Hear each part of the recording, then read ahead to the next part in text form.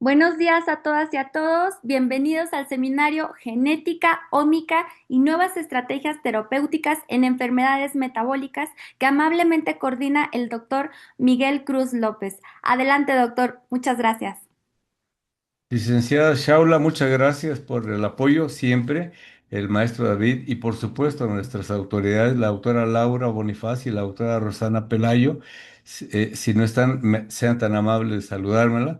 Y para el grupo, estos seminarios son la gran oportunidad para hablar de lo que estamos haciendo en la unidad. Por supuesto, todo esto es dinámico, todo esto va cambiando y si me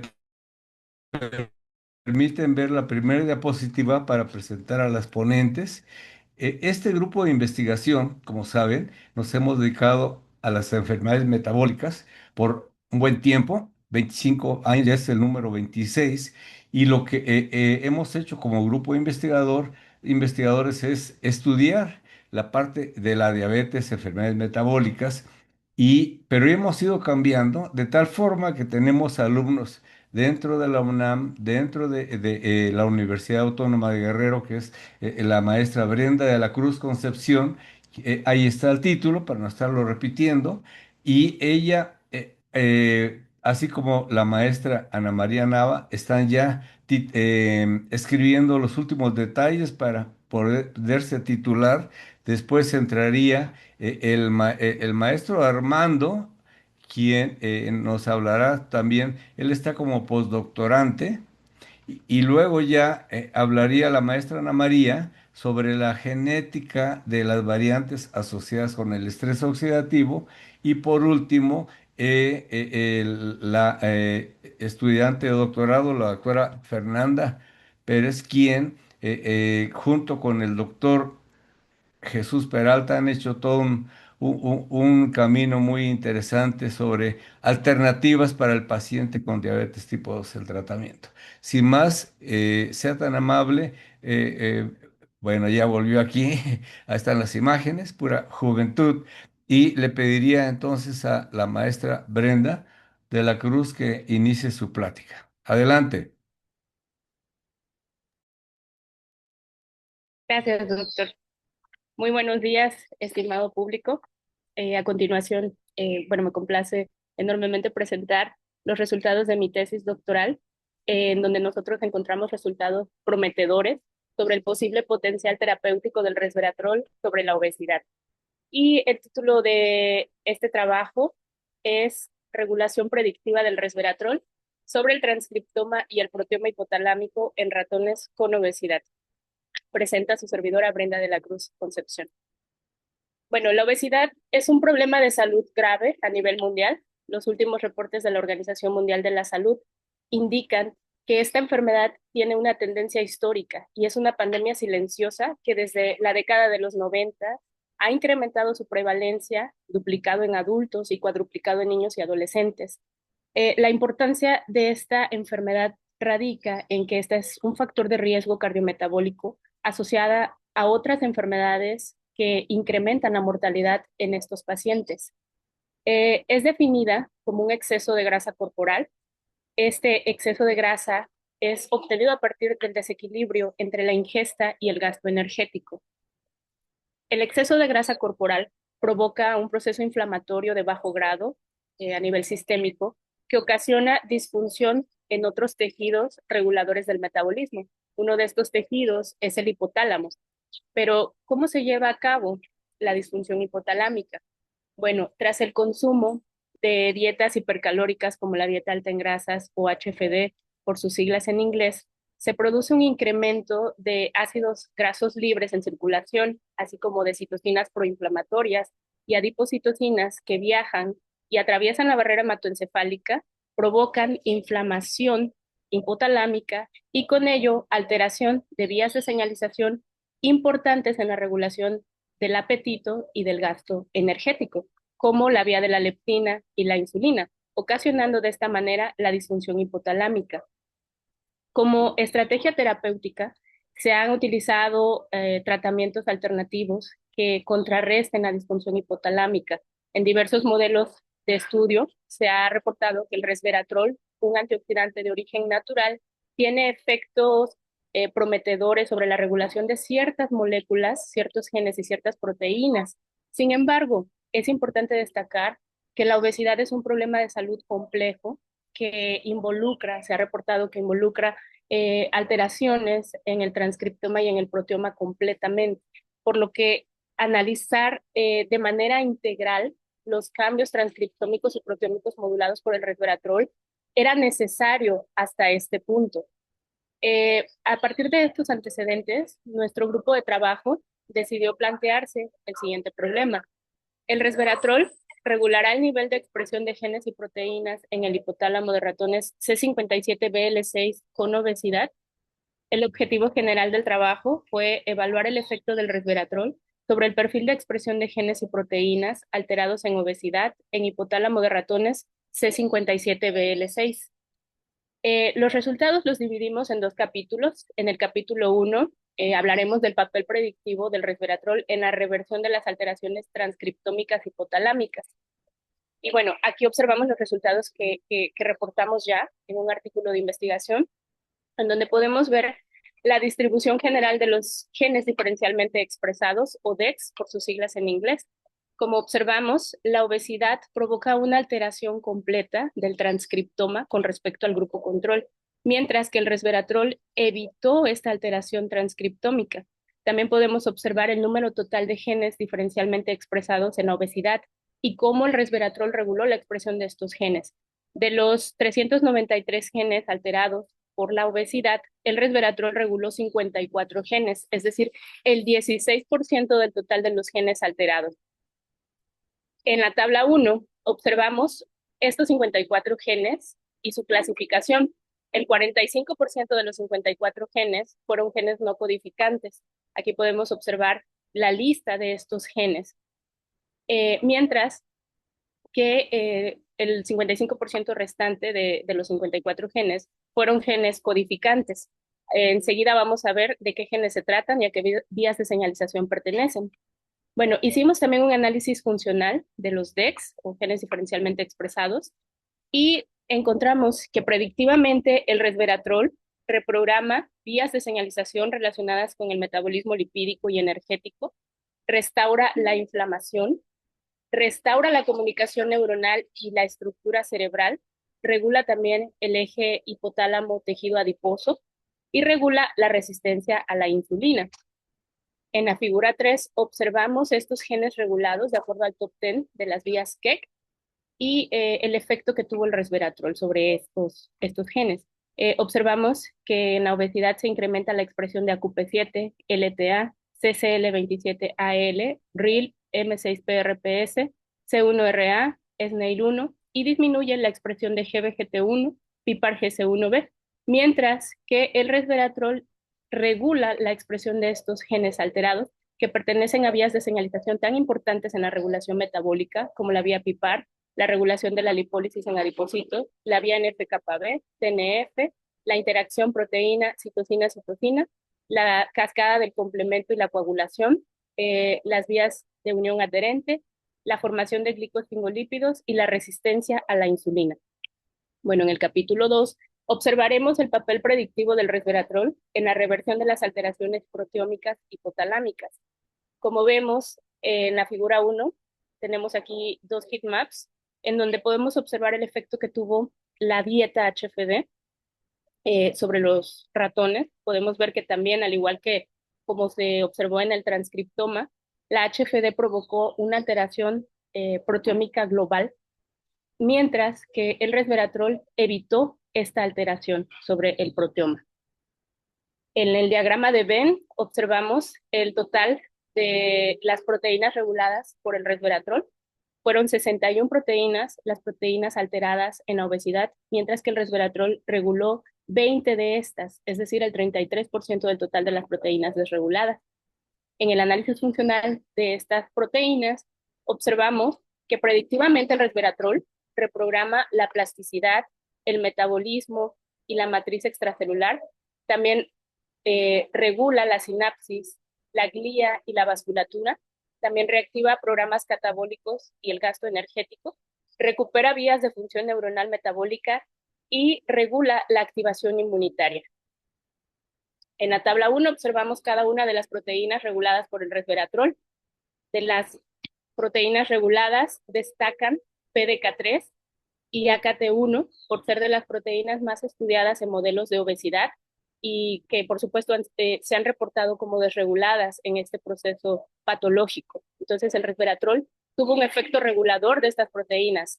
Hay más proteínas que actualmente no tienen análisis funcional, por eso destacamos estas dos que son ampliamente estudiadas en obesidad. También tenemos el análisis de superposición entre los genes diferencialmente expresados y las proteínas diferencialmente expresadas.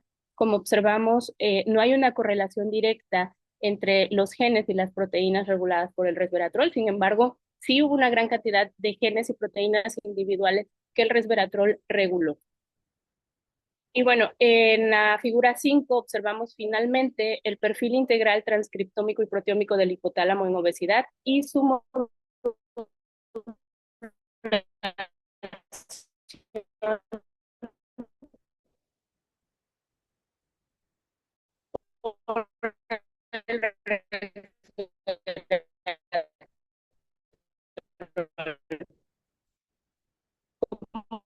podemos observar en el inciso A, en la parte de arriba, tenemos el ruptural y alteración de la comunicación neuronal.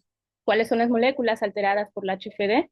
TNFR1, LTA y CCL27A, que son promotoras de la activación de la microglía. También observamos que la HFD provocó daño neuronal, alteró la sinapsis, incrementó la fagocitosis, alteró vías de señalización como la cascada del complemento, que finalmente provocan daño estructural neuronal en el hipotálamo. ¿Cuáles son estas moléculas? EPPK1, FGFR, NIN, KIF27, EWSR1 y NUC-B2. Como observamos también en los resultados que mostré previamente, se alteró el transcriptoma y el proteoma completo y vemos que también provocó resistencia a la insulina predictivamente por una disminución en la expresión de PI3K y AKT1, así como el gen PIPAR-GC1B. También se activó el fagolisosoma por un incremento en la expresión de C1RA, RIL y M6PRPS. También observamos alteraciones proteómicas que generaron predictivamente la alteración de la proteóstasis hipotalámica, es decir, hay una disfunción proteosomal y una acumulación de proteínas aberrantes. El mecanismo de acción del resveratrol fue el siguiente: se reguló en nuestro modelo de obesidad predictivamente la inflamación, se reguló la expresión de los genes alterados en un 16% y en un 33% las proteínas alteradas en la obesidad. También el resveratrol tuvo un efecto antiinflamatorio, previno el estrés celular, restauró la comunicación neuronal y estructural al disminuir la expresión de los genes y proteínas alterados. Se reguló el proteoma y el transcriptoma completamente, se restauró las vías de señalización de la insulina y de la leptina ampliamente relacionadas con la desregulación del apetito y el gasto energético.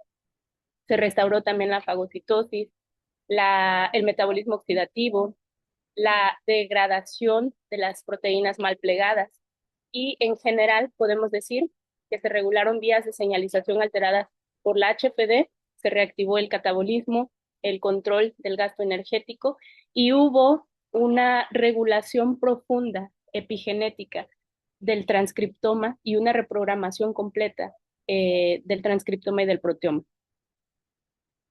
Y bueno, como conclusión de este trabajo, tenemos que en ratones con obesidad, el resveratrol tiene un papel importante en la regulación de la expresión de genes y proteínas alterados. El resveratrol ejerce un efecto modulador relevante sobre las alteraciones moleculares asociadas con la obesidad, logrando revertir una proporción significativa de los genes y proteínas alterados. Finalmente, la propuesta translacional para el paciente es la siguiente. En la obesidad, se produce desregulación del transcriptoma y del proteoma, se produce estrés celular, disfunción estructural y alteración de la comunicación neuronal. Hay una sobreactivación de la microglía y hay un proceso inflamatorio complejo en el hipotálamo. ¿Qué es lo que ocurre con el resveratrol? Los mecanismos regulados por este antioxidante son la regulación del 16% del transcriptoma y el 33% del proteoma. También hay una regulación de la sobreactivación de la microglía. También hay una prevención del estrés celular y una restauración de la estructura y de la comunicación neuronal. Por lo tanto, el resveratrol en nuestro trabajo encontramos y reportamos que puede ser una posible y nueva estrategia terapéutica en pacientes con obesidad. Claro, esto se debe de demostrar en estudios o a mediano o largo plazo, en estudios, en diferentes estudios o modelos experimentales y en la parte clínica. Y bueno, no queda más que agradecer por por el desarrollo de este trabajo a mi laboratorio, el que me abrió las puertas del Laboratorio de Biología Molecular y Genómica de la Universidad Autónoma de Guerrero, a mis compañeros de laboratorio, mis profesores de seminario, la doctora Isela Parra Rojas, la doctora Eugenia Flores Alfaro, la doctora Mónica Ramírez Oano, y por supuesto a mis directores de tesis, la doctora Mónica Espinosa Rojo de la Facultad de Ciencias Químico-Biológicas de la UAGRO y al doctor Miguel Cruz López de la Unidad de Investigación Médica en Bioquímica del IN, que gracias a ellos, a su amable asesoría y a su excelente mentoría, pudieron hacer posible el desarrollo de este proyecto de investigación. Gracias. Y también gracias a ustedes, estimado público, por su atención e interés en mi trabajo de investigación.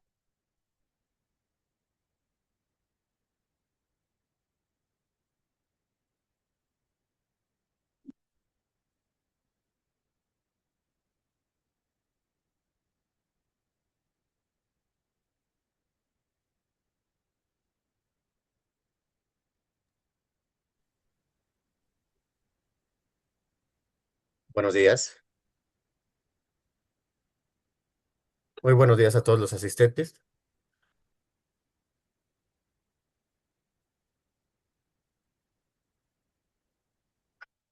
El título de mi ponencia es el siguiente: posible efecto protector de la vitamina B3 sobre la dislipidemia y la función cognitiva relacionada con el transportador ABCA1 y la dieta hipercalórica.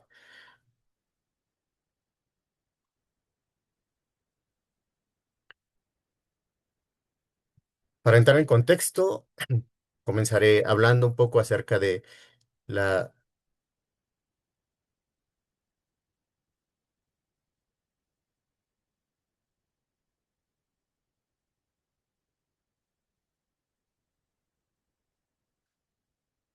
Perdón. Bueno, para entrar en contexto, hablaré un poco sobre la importancia de la ingesta de dietas hipercalóricas, ya que el alto consumo de estas dietas, como son altas en carbohidratos y en grasas, junto con la falta de actividad física, se caracterizan por un aumento de peso.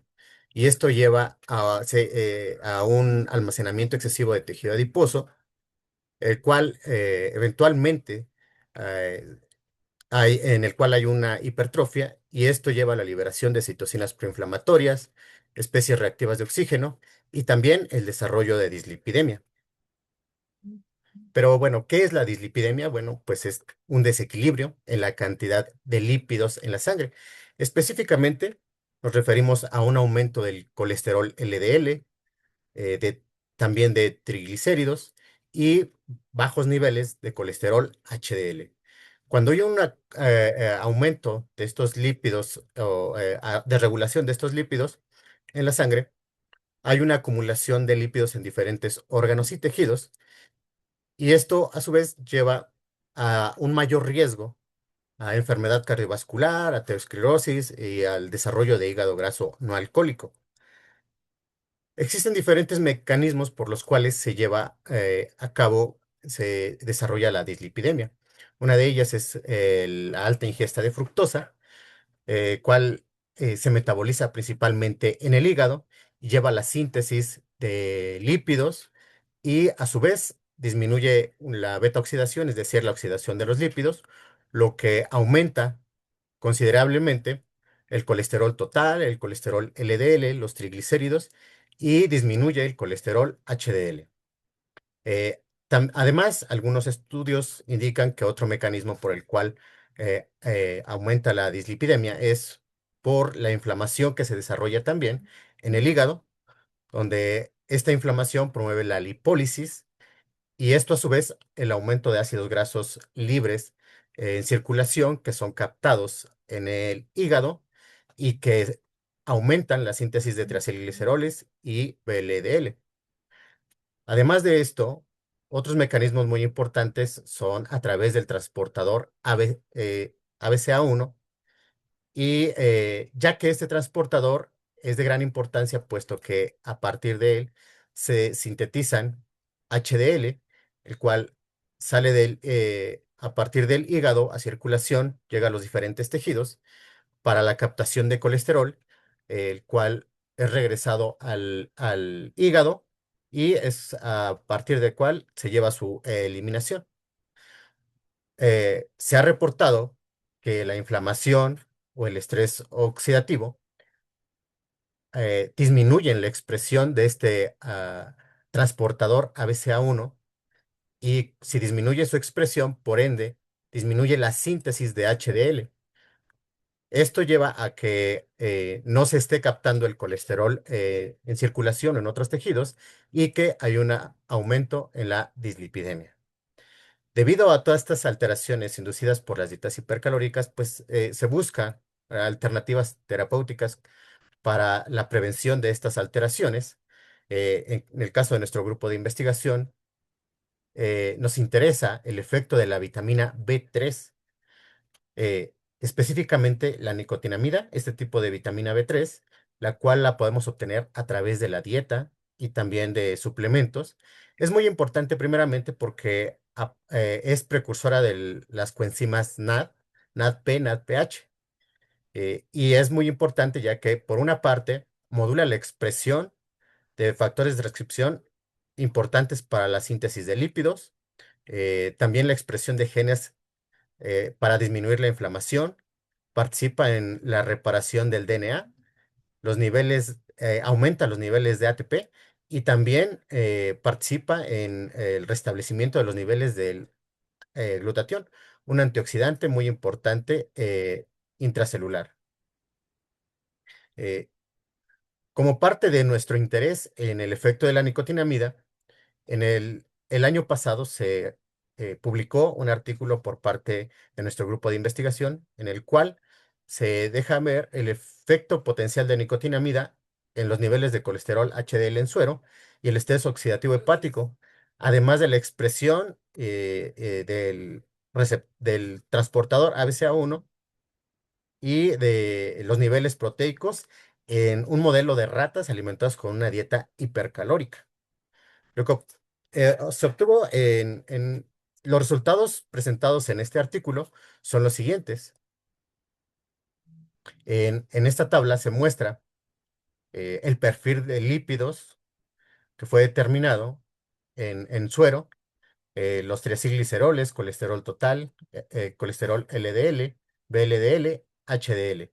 Y nuestros grupos de animales, en los cuales tenemos 5 grupos, el grupo control, nuestro grupo de dieta hipercalórica, nicotinamida a diferentes concentraciones, a 5, 10 y 15 milimolar. Lo que observamos en el perfil de lípidos es que en el grupo de la dieta hipercalórica hay un aumento en los triacilgliceroles, colesterol total, LDL y VLDL.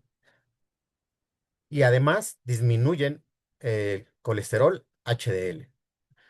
Sin embargo, cuando se administra la nicotinamida, se puede observar que para el grupo de nicotinamida 5 disminuyen el- los triacilgliceroles, el colesterol total y las VLDL, mientras que en el grupo de nicotinamida 10 milimolar disminuyen los triacilgliceroles, el colesterol total, los VLDL y también hay un aumento en los HDL, esto con respecto al grupo de dieta hipercalórica. Para el grupo de nicotinamida 15 milimolar, únicamente se ve que disminuye los LDL y el colesterol total y LDL. Una vez que se observó que había cambios en el perfil de lípidos, bueno, pues queríamos saber a qué podrían atribuirse estas alteraciones. Y bueno, lo que realizamos fue determinaciones de marcadores de estrés oxidativo. Como lo mencioné anteriormente, se ha descrito que el estrés oxidativo forma parte de las alteraciones y del aumento de lípidos en circulación. Determinamos las sustancias reactivas al ácido tibarbitúrico, que son marcador de oxidación de lípidos, tanto en suero como en hígado. Lo que se observa en estas gráficas es que tanto en suero como en hígado hay un aumento de estas oxidación de lípidos en comparación con el control y que esto disminuye con la administración de nicotinamida. Para la relación GCH-GCG, eh, una manera de determinar la capacidad antioxidante. En suero no observamos ningún cambio, sin embargo, en hígado, en esta relación se ve disminuido esta relación GCH-GCG en el grupo de dieta hipercalórica con respecto al control y aumenta en los grupos a los cuales fueron tratados con nicotinamida. Ahora bien, estas alteraciones en los lípidos, que probablemente pudiera haber sido generada por el estrés oxidativo, ¿cómo se ve afectado el transportador ABCA1, tanto en su expresión como en sus niveles proteicos? Bueno, lo que podemos observar en estos gráficos, en el gráfico de la izquierda se puede observar cómo hay en el grupo de la dieta hipercalórica, disminuye la expresión de ABCA1 con respecto al control y en los tratamientos con nicotinamida, únicamente el grupo con nicotinamida 15 milimolar aumenta con niveles muy similares al grupo control y con diferencia significativa con respecto al grupo de la dieta hipercalórica. Ahora bien, para los niveles de proteína del transportador, lo que podemos observar es que hay un aumento en los niveles proteicos en el grupo de dieta hipercalórica y que ésta disminuye con el tratamiento de nicotinamida 15 milimolar. Esto probablemente se deba a que se esté sintetizando muy poco RNA mensajero por el aumento en, en las proteínas en el grupo de dieta hipercalórica y probablemente debido a modificaciones posttraduccionales y que pues la proteína tenga una vida media más larga. Algo contrario que se ve con la nicotinamida, pues posiblemente tenga que ver con esta regulación del estrés oxidativo y también probablemente a algunas modificaciones traduccionales de este transportador. Ahora bien, estas alteraciones sistémicas, ¿cómo pueden afectar a nivel de sistema nervioso central? Bueno, lo que se ha reportado es que esta desregulación de lípidos y alteraciones en el hígado lleva a liberación de moléculas inflamatorias de estrés oxidativo y también a ácidos grasos libres que eventualmente pueden llegar a la barrera hematoencefálica, afectar su permeabilidad, cruzar y en parénquima cerebral promover un ambiente de neuroinflamación, estrés oxidativo y eventualmente una disfunción neuronal. Para poder entender cómo es que se está llevando a cabo o se están llevando a cabo un daño sobre el sistema nervioso central a través de la permeabilidad de la barrera hematoencefálica, realizamos una prueba de permeabilidad con dos trazadores de bajo peso molecular que en una barrera íntegra normalmente no pasan y lo que podemos observar es que en el grupo de la dieta hipercalórica, esto se determinó en la corteza cerebral, hay un aumento en la permeabilidad tanto de azul de Evans como de sodio fluoresceína en comparación con el grupo control y que esta permeabilidad disminuyó cuando se administró la nicotinamida. Esta permeabilidad de la barrera hematoencefálica puede tener diferentes causas, como bien lo mencioné, un aumento de la inflamación sistémica, el estrés oxidativo o el aumento de los ácidos grasos libres que pueden cruzar la barrera hematoencefálica. Además de esto, pues nos interesa saber si hay un aumento de este estrés oxidativo en la corteza cerebral. Para esto determinamos eh, marcadores de estrés oxidativo como los TBARS y las proteínas carboniladas. Lo que observamos fue que en el grupo de dieta hipercalórica hay un aumento de estos marcadores con respecto al grupo control y que esto disminuye con la administración de nicotinamida. Para los marcadores de capacidad antioxidante, como glutatión y la capacidad antioxidante no enzimática, lo que podemos observar es que en el grupo de la dieta hipercalórica, esta disminuyó tanto glutatión como capacidad antioxidante con respecto al control y aumenta con la administración de nicotinamida. Esto nos podría estar indicando que el estrés oxidativo, tanto sistémico como el que se está generando en la corteza cerebral, eh, promueven a que disminuyan la capacidad antioxidante y se esté generando un mayor daño a nivel del sistema nervioso central.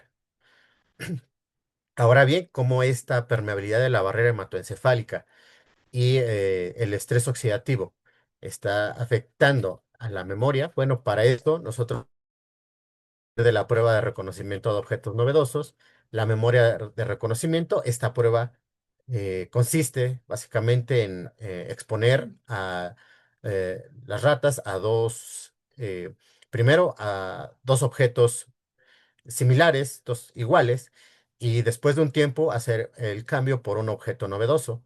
Eh, en esta última prueba lo que se determina es cuánto tiempo se pasa explorando el animal al objeto novedoso, puesto que tienden a ser muy curiosos y a explorar cosas nuevas. En las gráficas que aquí se presentan, en el índice de discriminación, lo que se puede observar es que, ¿qué nos puede indicar? Cuando este índice de discriminación es negativo, nos puede indicar que hay una alteración en la memoria. A las 4 horas, esto lo que podemos observar es que en el grupo de la dieta hipercalórica, al parecer hay una alteración en la memoria en comparación con el grupo control y que cuando se administra la nicotinamida, se ve un menor daño o el comportamiento y la memoria se ve muy similar a comparación con el grupo control. A las 24 horas, lo que podemos observar de igual manera es que hay una alteración en la memoria en el grupo de la dieta hipercalórica con respecto al control y que en el grupo de nicotinamida 5 milimolar, al parecer, no es muy similar el comportamiento y la capacidad de memoria con respecto al grupo control. Finalmente, si bien nuestros resultados apuntan hacia un posible efecto protector de la nicotinamida, aún es necesario profundizar en los mecanismos moleculares involucrados y realizar más estudios que permitan confirmar y ampliar estos hallazgos. La importancia de nuestro estudio pues, radica en que el consumo excesivo de dietas hipercalóricas está realmente asociado a la dislipidemia y esto a su vez aumenta el riesgo de deterioro cognitivo, lo que deja muy vulnerable, sobre todo tiene mucho riesgo, mejor dicho, la población mexicana por la alta prevalencia de obesidad y sobrepeso. Eh, lo que corresponde y hace falta aún es investigar eh, más acerca de cómo la dieta altera al transportador ABCA1 y afecta la función cognitiva. Para esto, pues es muy importante seguir investigando, ya que nos puede permitir identificar mecanismos moleculares que vinculen el metabolismo lipídico y la función cerebral y nos pueden ayudar a identificar nuevas estrategias preventivas para el deterioro cognitivo asociado a trastornos metabólicos. Si bien nuestro estudio explora el posible efecto protector de nicotinamida sobre la dislipidemia y la función cognitiva, es muy importante seguir estudiando acerca de estos posibles efectos protectores que tiene nicotinamida. Eh, Finalmente, solo agradecer al doctor Miguel Cruz por todo su apoyo en estos proyectos y en los resultados obtenidos, asimismo como al doctor Miguel Vázquez, a la maestra Ana María Nava, al maestro Jesús Isimar y a la Unidad de Investigación Médica en Bioquímica. Sería todo por mi parte. Muchas gracias.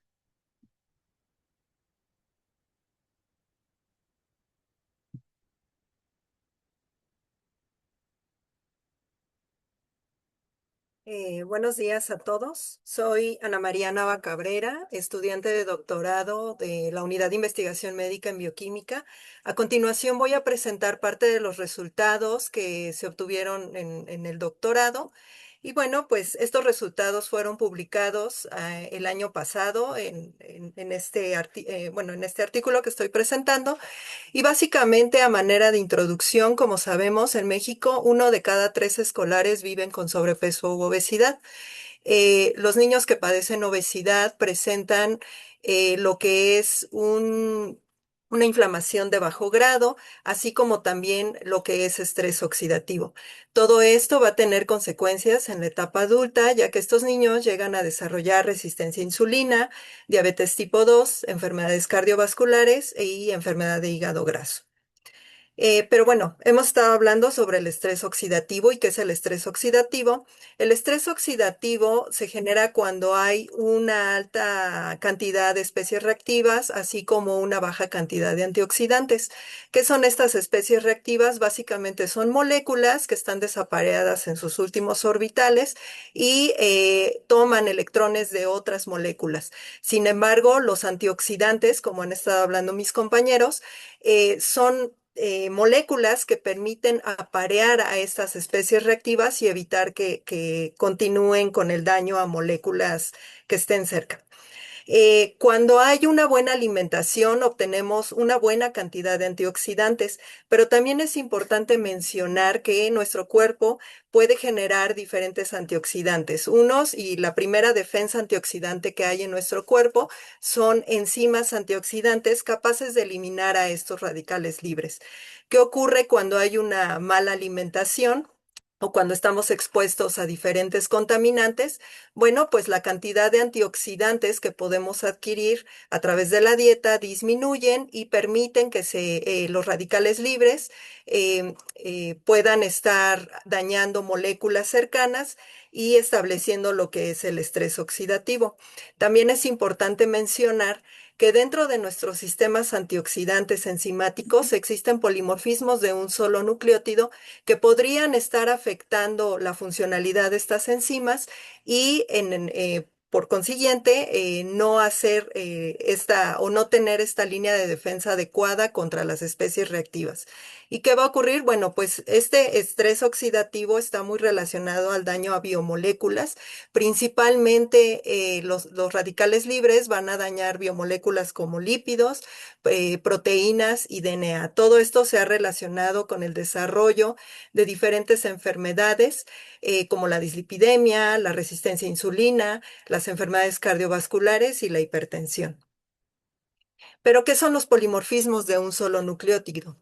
Básicamente son variaciones dentro del genoma donde ocurre un cambio de un nucleótido que puede, o más bien podría no alterar la secuencia de aminoácidos. A estos polimorfismos se le conocen como sinónimos. Sin embargo, existen también cambios no sinónimos donde el cambio de un solo nucleótido puede alterar la secuencia de aminoácidos y por ende la estructura de las proteínas. Diferentes estudios han relacionado variantes, estos polimorfismos presentes en los genes corporal. Tenemos el ejemplo de la superóxido dismutasa, una enzima que encontramos en mitocondria y que tiene un efecto sobre las especies reactivas que se generan durante el metabolismo energético. Se ha visto que la variante presente en este gen puede estar relacionada con el aumento de obesidad. Esto se ha hecho en poblaciones adultas, tanto de Polonia como Brasil. En el caso de la glutatión peroxidasa 7, que se encuentra esta enzima en el retículo endoplásmico y está muy relacionada a los ROS que se producen por el plegamiento proteico, se ha visto que la presencia de esta variante se asocia con una disminución del índice de masa corporal lipoperoxidación en grandes cortes de Gran Bretaña, Finlandia y China.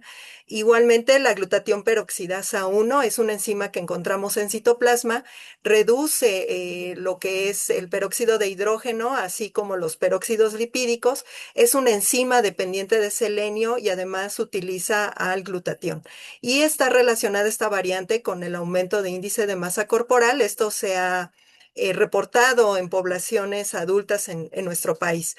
Por otro lado, la catalasa, una enzima que se encuentra en peroxisomas, que evita la acumulación de peróxidos, también se ha visto su relación con el aumento del porcentaje de grasa corporal y visceral en poblaciones de Rusia y de Polonia.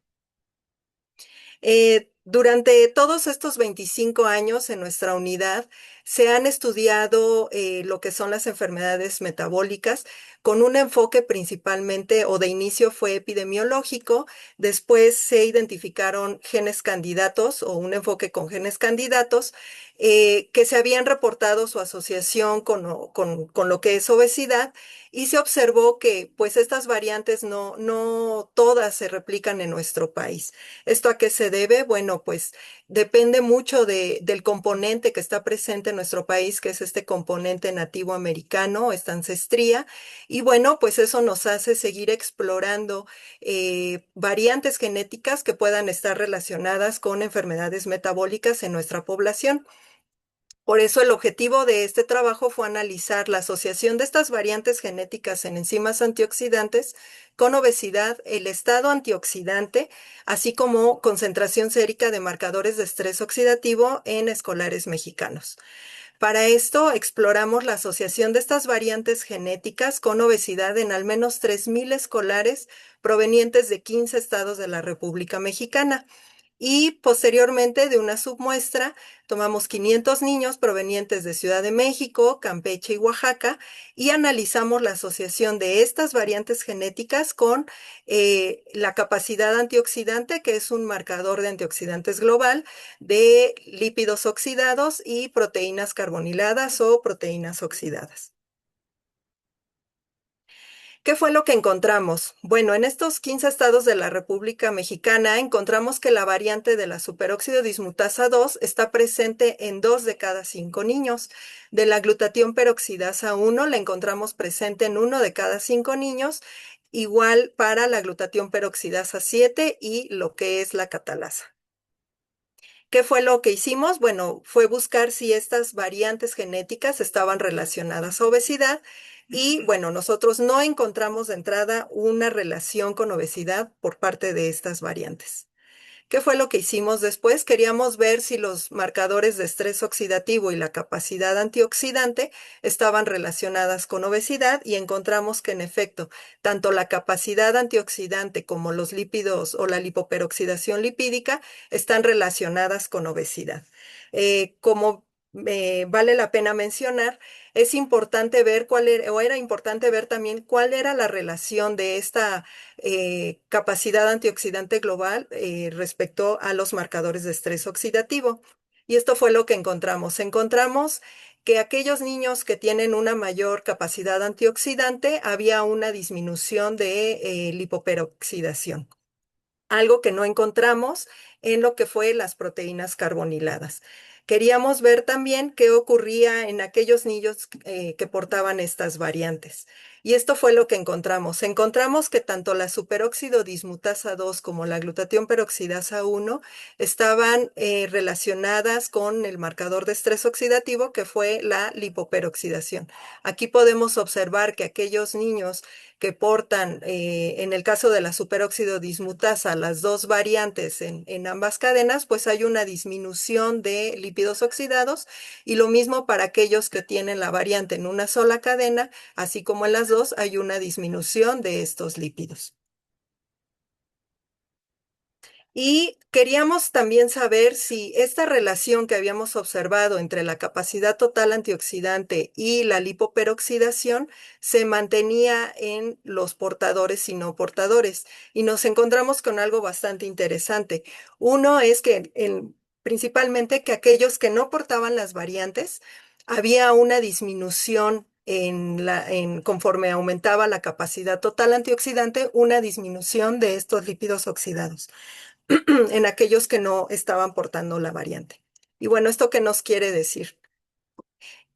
Nosotros encontramos de entrada que aquellos portadores de la variante, así como una mayor capacidad total antioxidante, había una disminución de lípidos oxidados y esto podría estar manteniendo un poco la salud metabólica de estos niños. Pero también encontramos que aquellos niños que portan la variante, pero que les podría estar confiriendo una protección, pueden mantener la salud metabólica. Sin embargo, cuando no portan o portan la variante, pero su capacidad antioxidante está disminuida, pueden verse afectados. Por lo que nuestros hallazgos fueron, uno, que las variantes en los genes, tanto superóxido dismutasa 2 como glutatión peroxidasa 1, se relacionan con la disminución de lípidos oxidados. Nuestros resultados están sugiriendo que la capacidad antioxidante está ejerciendo un papel protector en aquellos individuos que carecen de un sistema antioxidante que está genéticamente favorecido por estas variantes de la superóxido dismutasa 2 y de la glutatión peroxidasa 1. Aún necesitamos hacer estudios funcionales y moleculares para poder entender más a fondo todos los mecanismos implicados en estas asociaciones que nosotros estamos observando. Y bueno, pues aquí tenemos que considerar lo siguiente. Las últimas encuestas nacionales de salud nos están reportando que los niños, al menos 2 de cada 10 niños consumen verduras y 4 de cada 10 consumen frutas. Esto llama la atención ya que como mencioné al inicio, las variantes genéticas que podrían estar confiriendo esta protección pues están en al menos 2 de cada 5 niños. Por lo tanto, tenemos que seguir trabajando fuertemente en una alimentación saludable, cosa que, bueno, actualmente existen estas guías alimentarias para la población mexicana donde podemos tener una guía de cómo debe ser nuestra alimentación en las diferentes etapas de la vida. Y no me queda más que agradecer al doctor Cruz, quien ha sido mi mentor, quien me ha brindado todo el apoyo, para también a la Unidad de Medicina Familiar número 23 de Aragón, por todo el apoyo para poder tener acceso a muestras de todos estos niños, también a la Delegación Campeche por todo el apoyo que nos han brindado y a toda la Unidad de Investigación Médica en Bioquímica y a los alumnos que, bueno, sin ellos eh, pues no podríamos tener tantos resultados y poder seguir haciendo investigación. Muchas gracias.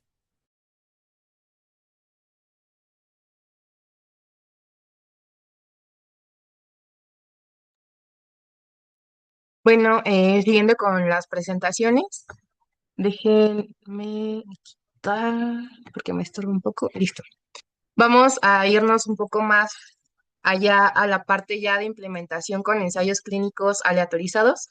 Este es un proyecto a cargo del doctor José Jesús Peralta Romero, adscrito a esta unidad de investigación. El título de la plática, electroacupuntura como intervención integrativa en la neuropatía diabética. Ahorita vamos a ver por qué. Soy maestra en ciencias y actualmente me encuentro en el segundo año del doctorado en ciencias biomédicas. Y el jefe de unidad, el doctor Miguel Cruz López. Bueno, planteando el problema clínico de la neuropatía, que ya es per se una de las complicaciones de diabetes tipo 2 en mayor medida, tenemos que aproximadamente el 80% de los pacientes con diabetes tipo 1 o tipo 2 ya tienen alguno de estos síntomas neuropáticos. De acuerdo a la ADA, lo podemos clasificar en 3 grandes grupos, que serían neuropatías difusas, donde se encuentra la polineuropatía diabética, mononeuropatías y radiculopatías. Sin embargo, las más comunes, como lo mencioné, es la neuropatía difusa en el caso de polineuropatía, que se presenta entre un 75% de los pacientes. La prevalencia en México realmente no es algo que esté completamente establecido. En atención primaria se tiene un aproximado de 60.6 hasta un 81% aproximadamente, solamente por cuestionarios, y por un diagnóstico electrofisiológico que sería el gold standard es por un 87.3%. Entonces, como ustedes pueden observar, realmente la prevalencia es muy variable y va a depender de las herramientas diagnósticas que se tengan en el momento y de acuerdo a los diferentes niveles de atención. El diagnóstico puede ser clínico por los cuestionarios, que sería el MNSI de síntomas, MDNS donde complementamos con parte de exploración clínica y el DN4 que es solamente para dolor neuropático. Y en la parte de electrofisiología tenemos el SUDScan para una neuropatía leve o de fibras cortas y la velocidad de conducción nerviosa que solamente me va a detectar las fibras axonales. Esto es un problema bastante preocupante porque en el caso del Instituto Mexicano del Seguro Social tenemos que aproximadamente representa 12.3 años de muerte prematura y 10.5 años con discapacidad. Esto hasta hace unos años, en el 2011. Realmente las cifras ya están desactualizadas y esto representa hasta un cuarto de la población en riesgo de amputación con un costo importante. Sin embargo, lo que también nos preocupa es que realmente el 75% de los pacientes carece de un diagnóstico adecuado o de tratamientos adecuados para su prevención o complicaciones, como en el caso de las amputaciones, que también pues repercuten sobre la calidad de vida de los pacientes. Ahorita vamos a plantear por qué se está usando la acupuntura. Uno de los tratamientos disponibles solamente es para el manejo del dolor. Tenemos diferentes familias de fármacos, como los inhibidores de la recaptura de serotonina, antidepresivos tricíclicos, bloqueadores de los canales de calcio, opioides, anticonvulsivantes y algunos tópicos como la capsaicina. Sin embargo, esto solamente es para disminuirle los síntomas al paciente y no me va a retardar el daño que ya está previamente. Y esto es de acuerdo a las diferentes guías, que la última fue del 2018 de la ADA y pues las guías de práctica clínica están un poco más desactualizadas. Sin embargo, el control glucémico que es esencial y eso me va a potenciar a disminuir los síntomas. Como les mencioné, el daño es progresivo e irreversible y en este sentido se plantea el uso de otras terapias complementarias, unas como la electroestimulación, el ácido alfa-lipoico que ya se está implementando actualmente y la acupuntura y sus variantes desde el 2000 de acuerdo a la OMS. Sin embargo, algo importante es que el año pasado ya se implementó como tal una estrategia para incorporar la medicina tradicional en la medicina actual. ¿Y esto por qué? Porque realmente muchos de los pacientes refieren que sí la han ocupado en algún momento, es de fácil acceso a nivel institucional. Entonces, lo que se busca ahora es que con evidencia científica y clínica se puedan implementar este tipo de medidas más allá de las farmacológicas.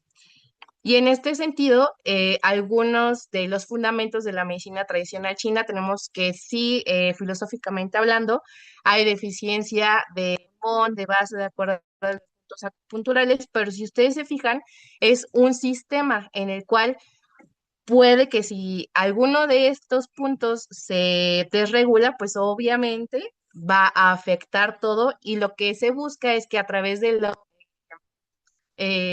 canales psicolaterales se estimulen las diferentes vías, ya sea a nivel, digamos, solamente externo o a nivel sistémico, de acuerdo a lo que nosotros estamos implementando de los puntos.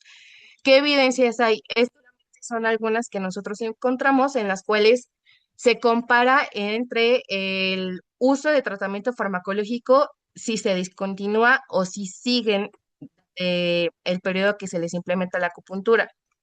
Como ustedes pueden observar, pues sí es franco en el caso de este estudio, cuántos pacientes lo descontinuaron o cuántos pues fue de manera intermitente. Muchos han reportado mejoría de los síntomas. También se ha evaluado la velocidad de conexión motora o la velocidad de conexión sensitiva, que es justamente lo que nosotros estamos buscando, y algunas vías de inflamación, que sí hay mejoría de la velocidad y disminución del patrón inflamatorio. En este sentido, nosotros desarrollamos un ensayo clínico aleatorizado desde antes de pandemia, por cuestiones obviamente de medidas sanitarias, pues se tuvo que retrasar un poco y hasta ahorita les vamos a presentar los resultados que tenemos.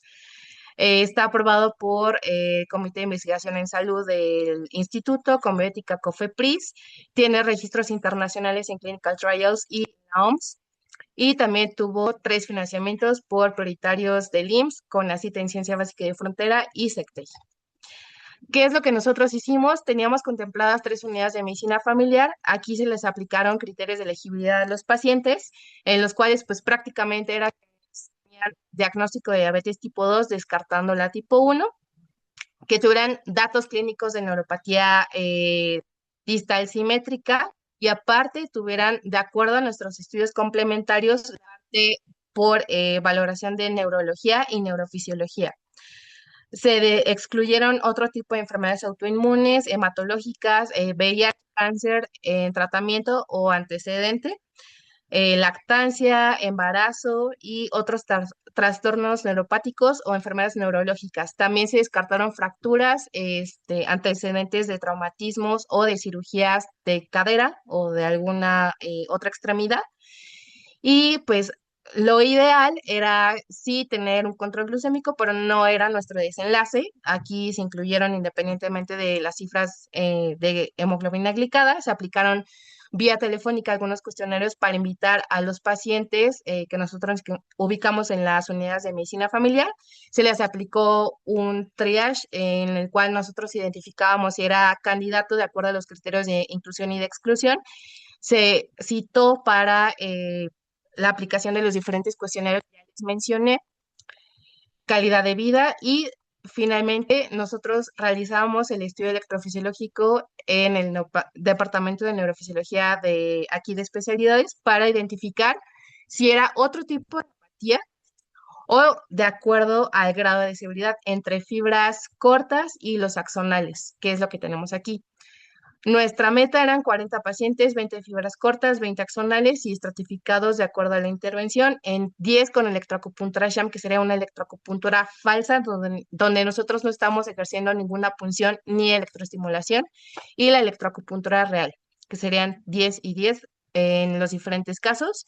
Y nuestras respuestas o nuestros desenlaces fueron sí la parte de los síntomas de acuerdo a los diferentes cuestionarios y la exploración por neurología, calidad de vida, algunos parámetros bioquímicos, pero no para ver si se controlaba con el uso de la electroacupuntura, sino para descartar que el control glucémico o el factor metabólico nos estuviera metiendo ruido en nuestro desenlace de velocidad de conducción también, que era el principal, estrés oxidativo, respuesta inflamatoria y también cuestiones de expresión génica de acuerdo a los neurotransmisores.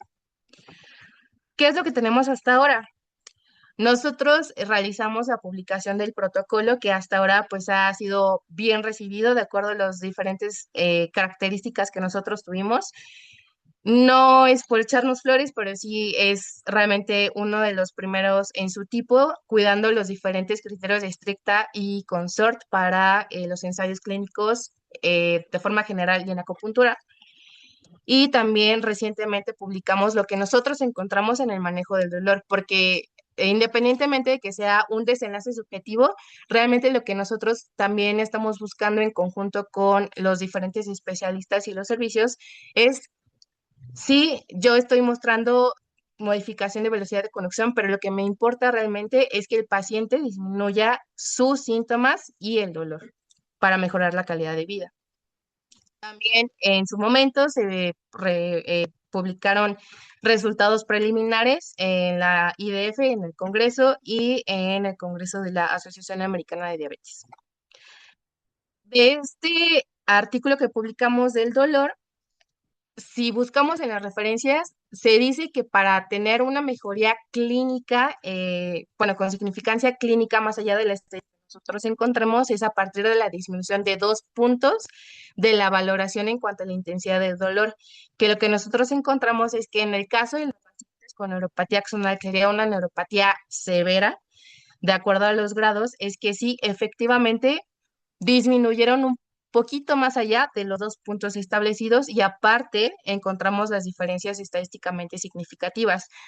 Ustedes me van a decir, oye, la muestra es muy pequeña, sí, y seguramente también el efecto puede meternos un poco de ruido, pero este es un estudio preliminar y piloto en el cual nosotros tendríamos que incrementar el tamaño de muestra, pero ya estamos viendo unos resultados favorables en este sentido de la parte del dolor.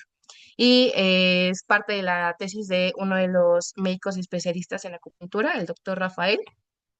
También tenemos como otros desenlaces los cuestionarios, como yo les mencioné.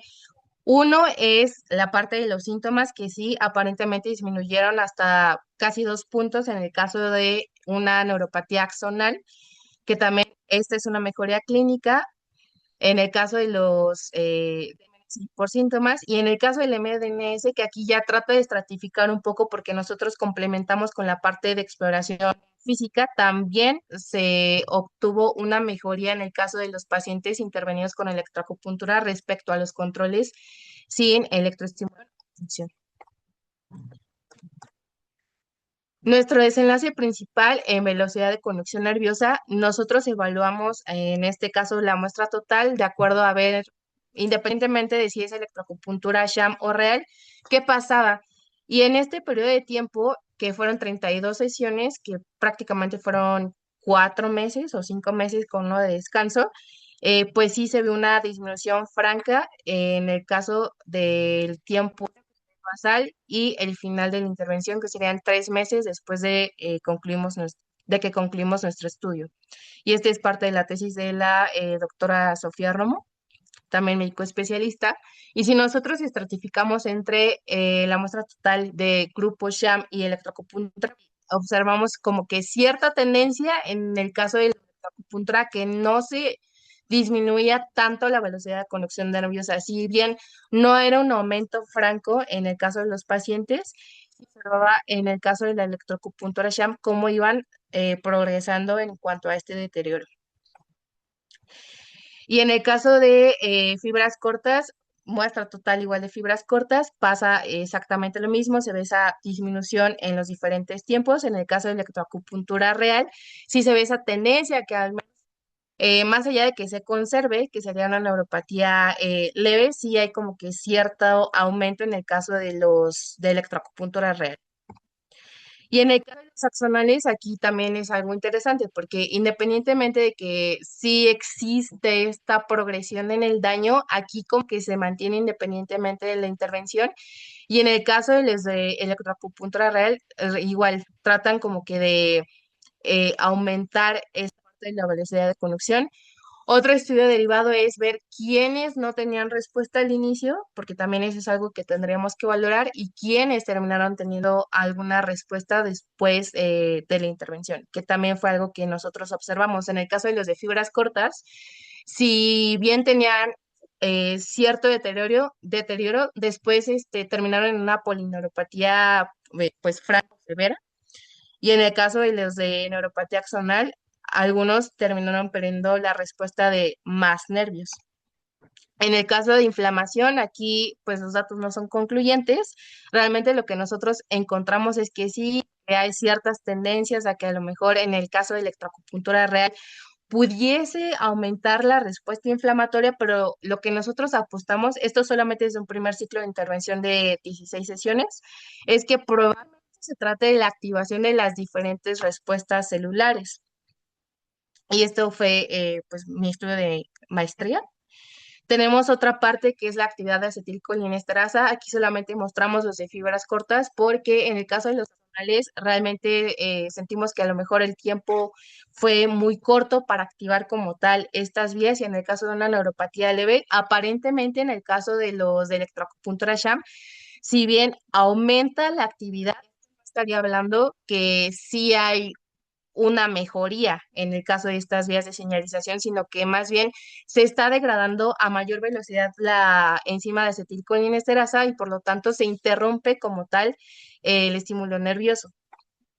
Y otra parte que yo vuelvo a recalcar, más allá de lo que nosotros encontramos de estos estudios post-hoc moleculares, lo que nos interesa también es la parte del beneficio del paciente y la aplicación. Que otra pregunta fue la aceptabilidad.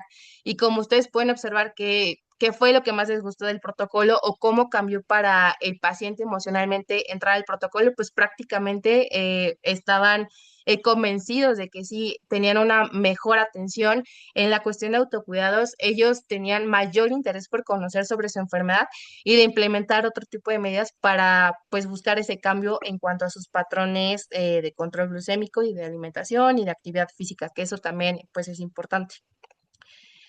Nuestros hallazgos hasta ahora indican que sí hay una mejoría clínica, hay aparentemente un retraso del daño nervioso, más allá de que se busque aumentar la velocidad de conexión nerviosa y otros patrones electrofisiológicos.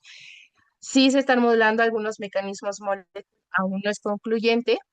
Las mutaciones, como bien mencioné, es el tamaño muestral, pero este es un estudio piloto, entonces pues fue algo exploratorio y tendremos que aumentar nuestro tamaño de muestra. El seguimiento no sabemos si realmente fue el adecuado. De lo que nosotros tenemos hasta ahora es que a lo mejor tendremos que hacerlo de forma intermitente en cuanto a estas sesiones y necesitaríamos de otros estudios confirmatorios. ¿Por qué confirmatorios? Independientemente de lo que nosotros encontremos a nivel molecular, digamos, sí o sí tendríamos que realizar otro tipo de estudios como alguna biopsia para ver los cambios a nivel local, pero pues, eso no está realmente permitido por cuestiones bioéticas. El impacto del estudio, nosotros podríamos establecer como que ciertos algoritmos diagnósticos en la parte clínica más allá de los cuestionarios y que sean de fácil utilidad, ejercer este tipo de terapias complementarias de acuerdo a lo que ya se estableció con la OMS y ver si se pueden implementar algún tipo de clínicas de acupuntura dentro del instituto, porque en el caso del ISSSTE sí tenemos una clínica de acupuntura y aparte, pues esta colaboración del proyecto abrió la oportunidad para que dentro de la misma Escuela de Medicina y Homeopatía del Politécnico en su especialidad de acupuntura abrieran mayor cantidad de sesiones para este tipo de atención en los pacientes y pues también nos han hecho ciertas menciones en cuanto a romper paradigmas para los protocolos de investigación en cuanto a las técnicas de acupuntura y medicina tradicional. Estos son parte solamente de los colaboradores del proyecto y de algunos tesistas que se han integrado dentro del curso del proyecto. Y bueno, pues seguimos con las charlas en cuanto a nuestros resultados. Y no me queda más agradecer a la unidad de investigación, al doctor Miguel Cruz, al doctor Jesús Peralta y a todos los investigadores y administrativo de esta unidad. Muchas gracias.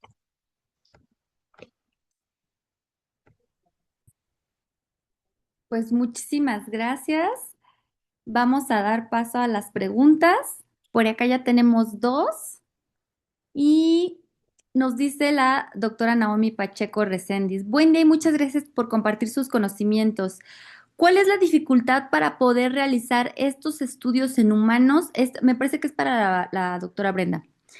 Creo que investigación en humanos permitirá que este tipo de tratamiento sea accesible a la población de nuestro país. Hola, buenos días. Gracias por la pregunta. Así es un poco difícil el estudio en humanos, sin embargo, puede realizarse estudios clínicos con muestras que pueden, o que no sean tan invasivas, por ejemplo, en análisis sanguíneos, muestras incluso de tejido de las personas que se someten a la cirugía bariátrica, por ejemplo, en donde se retiran ciertos tejidos que pueden analizarse.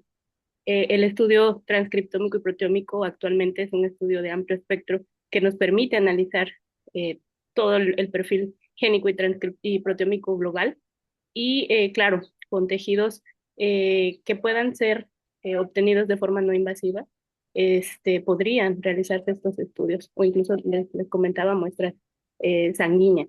Y sí sería importante analizarlo en pacientes, el efecto que tiene el resveratrol. Muchas gracias, doctora Brenda. Por acá, Jared Rojas pregunta, buenos días a todas y todos. Doctora Brenda, sin duda una ponencia sumamente interesante e ilustrativa acerca del resveratrol. Me gustaría consultar, ¿el resveratrol tiene alguna implicación tóxica o citopática en las células hepáticas de riñón o de otra naturaleza en los biomodelos que empleo? Ok, muchas gracias por la pregunta y el interés.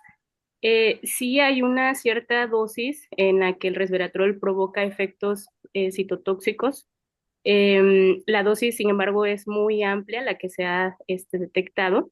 Es arriba de 500 miligramos al día, durante 30 días continuos de consumo.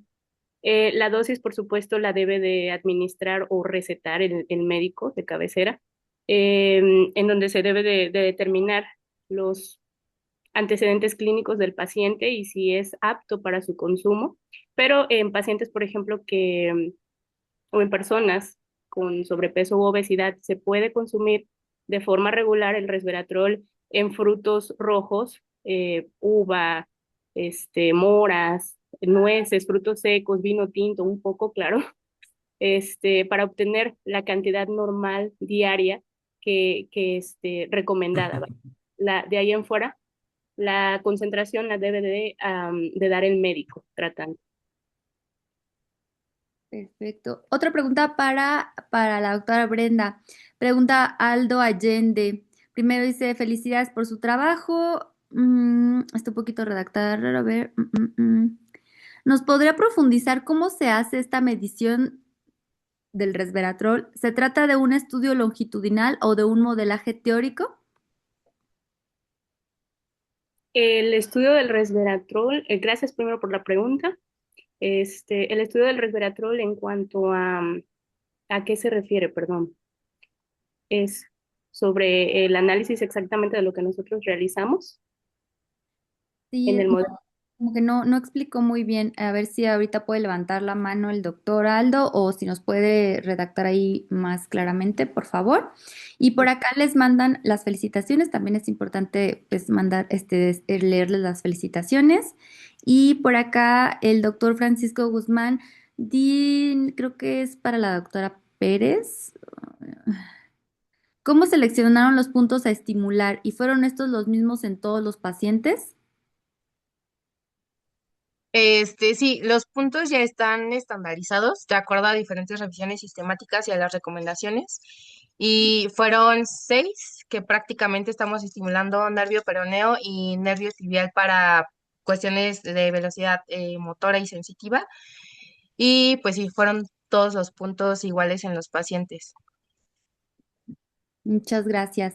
Por acá Gabriela Zamora les dice muchas felicidades y muy interesantes presentaciones. Respecto a la aplicación de electroacupuntura, ¿qué tan relevante sería generar guías de tratamiento con este tipo de tratamiento tradicional? Por ejemplo, considerando tiempos, sitios de punción. Sí, nosotros justamente partimos de esta idea de la ausencia de evidencia clínica y científica, entonces queremos reforzar esta parte para ver qué es lo que se puede hacer en cuanto a la implementación de guías, porque realmente no es algo que esté descrito. Como les comenté hasta ahora, el año pasado ya se sacó como tal la parte de implementar ese tipo de medicina tradicional a la medicina actual. Entonces, pues sería los pasos a seguir. Ok, y por acá también a ti, doctora, preguntan, ¿existe evidencia de la duración de la duración del efecto del tratamiento y si existe la evidencia de la eficacia de la estimulación? Sí, hay diferentes estudios. Algunos evalúan incluso la parte de los puntos, aunque ya esté estandarizado, ver cuáles son más favorables a la parte de neuropatía diabética, porque también pues surgen de modelos animales prácticamente todo esto. Algunos de los resultados en cuanto a eficacia, más allá de la parte clínica, sea de conducción, como bien mencionamos, la parte de inflamación, que aquí hay como cierta disyuntiva en cuanto a nuestros resultados. Se describe que sí disminuye el patrón inflamatorio en otros estudios, nosotros encontramos que aparentemente no. De un primer ciclo, tendríamos que ver qué es lo que pasa con el segundo, ver si tiene o si se regula esta parte inflamatoria. Y en cuanto a expresión génica, sí también observamos que hay tendencia a la estimulación de diferentes factores de neurotransmisión. Y pues prácticamente sería eso en cuanto a eficacia. Depende de cuáles serían como que los desenlaces de cada investigador. Gracias, doctora. Acá Aldo Allende nos dice para la doctora Brenda, me refiero a cómo miden en su campo de trabajo la capacidad pronóstica de resveratrol. ¿Es un modelaje o es un estudio de seguimiento?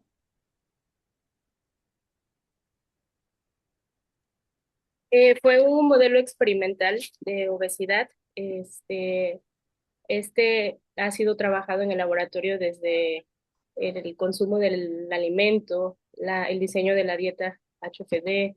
Es un modelo experimental.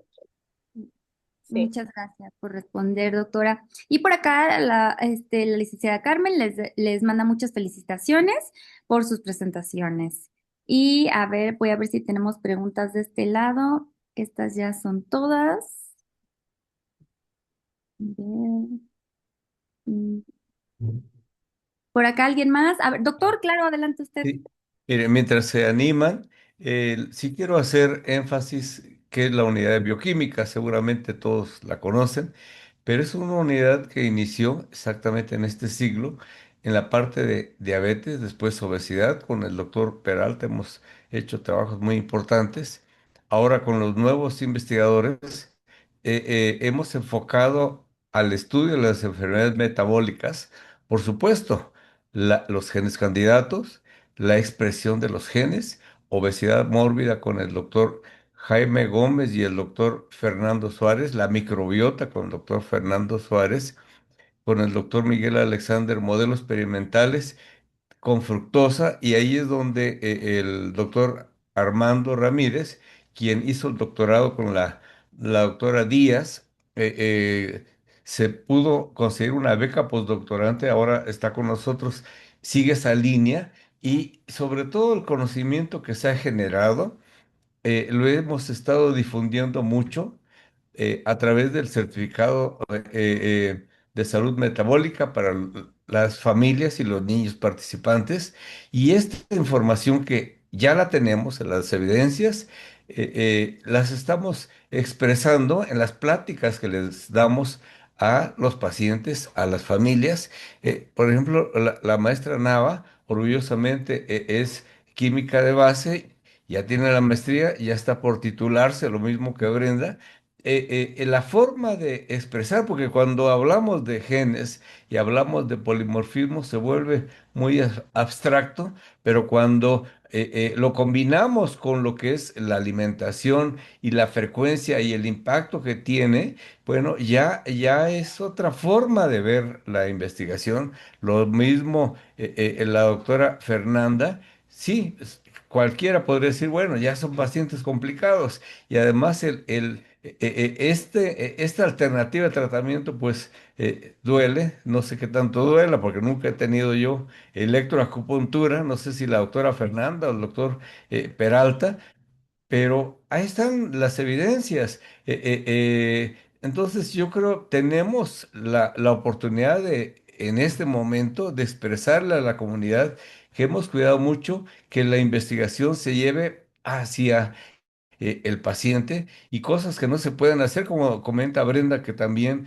ha hecho una carrera espectacular durante su doctorado y que ya está también por titularse. Por supuesto que son formas de ver, ya sea nicotinamina o resveratrol para tratamiento. El problema con el paciente o con el ciudadano es que piensa que es una sola opción para el tratamiento y queda muy claro que las enfermedades metabólicas deben ser acciones múltiples. Acciones múltiples en donde la alimentación es fundamental, en donde el ejercicio es fundamental. Y así podría ir diciendo muchas cosas. Entonces, y quiero concluir con esta parte. O sea, la educación debe ser una forma de llegar a la comunidad diferente, no prohibiendo, no diciendo lo que debe hacer, sino que entiendan lo que se está diciendo, que entiendan que la solución o el retardo de las enfermedades está en el mismo individuo, en la misma familia, en la misma sociedad, porque somos muy buenos para decir, ah, la que está aquí a mi lado, ¿no? O la que está aquí enfrente, es la que debe resolver. O lo clásico del paciente, ¿a qué fuiste? A que me curen. y me dijeron que estoy mal. En fin, son cosas que tenemos que ir cambiando el pensamiento en la sociedad. Y si eso no lo entendemos, no lo vamos a poder cambiar. Siempre satanizamos a los refrescos, fructosa, fructosa, hígado graso, enfermedad metabólica del hígado graso, inflamación, mala alimentación, disbiosis en la microbiota y así. O sea, pero tenemos que conceptualizar que estos cambios nos han estado impactando. En fin, estaremos atentos tanto a sus preguntas posteriores como a las colaboraciones, que siempre esta unidad está abierta y la mejor demostración es que colaboramos con muchos grupos dentro del instituto y fuera. Sin más, licenciada, si hay algún comentario o pregunta, estamos atentos. Pues no, ya no hay. Nada más les quiero agradecer mucho a las ponentes y al ponente. Muchas gracias por compartir su conocimiento, por compartir sus resultados. Este es un buen lugar para que ustedes realicen esto y también para que practiquen para otras ponencias en el extranjero o en otras partes del país. Este es un espacio abierto para ustedes y para que tengan un espacio de networking con otras personas otros investigadores, perdón, más bien del país. Y pues en avisos parroquiales seguimos con el evento de la Semana del Cerebro. Por ahí les pasé el link, está en el link del Foro Nacional de Investigación y nada más es darle clic en donde dice en directo o en vivo. Ahorita se está llevando a cabo en este momento. Y pues comentarles que aún tenemos espacios para seminarios en el año para que si se gusten inscribir. Agradezco mucho también, por supuesto, al doctor Miguel Cruz, que cada semestre participa y se compromete con este espacio. Muchísimas gracias a todas y a todos ustedes por asistir y nos vemos el próximo miércoles en punto de las 9 de la mañana. Hasta luego.